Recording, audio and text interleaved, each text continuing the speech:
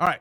So I'm going to start with this up top because it's a constant argument that I see on Twitter every day. The argument is DeSantis is a better candidate, and that's why he should win the Republican primary. Okay, sure. But your feelings don't beat numbers.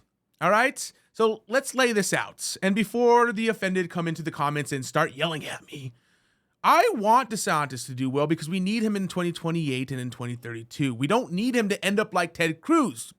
Because in hindsight, Ted Cruz was better off bowing out when polling came out showing he was behind on voter support in 2016 because Trump annihilated him to the point where he has no chance of ever winning a Republican nomination in the future. And that's exactly what is currently happening to DeSantis.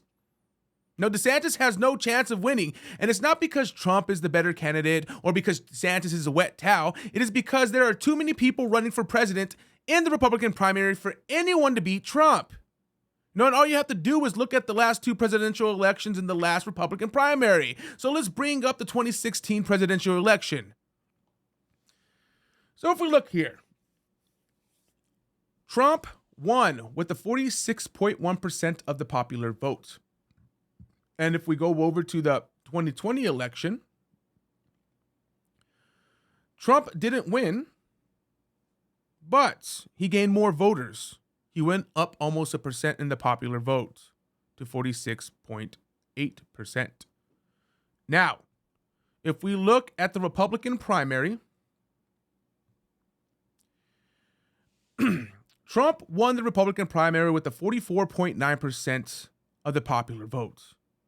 If Marco Rubio and John Cash, however you say his last name, would have dropped out and backed Ted Cruz, Cruz would have won the Republican primary, but that didn't happen because Rubio and John had too much pride to quit. No, they believed they still had a chance. Now, we can safely say that Trump has 46% of the popular vote, but for funsies, let's take him down 1%, to 45.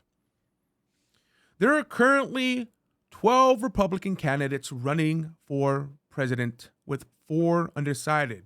And let's bring up this. So, here's a list of the Republicans that have declared their run for presidency. We have Nikki Haley, Vivek Ramaswamy, Perry Johnson, Larry Elder, Asa Hutchinson, Tim Scott, Ron DeSantis, Chris Christie, Mike Pence, Doug Bergman, Francis Suarez, and Will Hurd. And then you have people who are on the fence.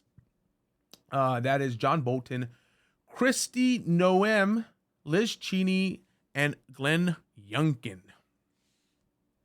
So, with Trump having 45% of the vote, that means 55% will be split up amongst possibly 14 candidates.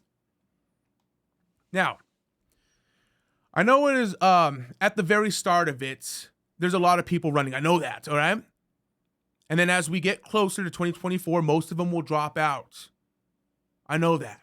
So I don't want to hear it. Because everyone will need to drop out in order for DeSantis to win. All right? Because I guarantee you, Ramaswamy, Tim Scott, and Mike Pence will have roughly about 10% of the popular vote by the time it gets to that point. All right? And if it comes down to 3 in the primary election, Donald Trump, Ron DeSantis, and one of those 3 I named, Trump still wins because the third candidate will have more than 10% of the popular votes.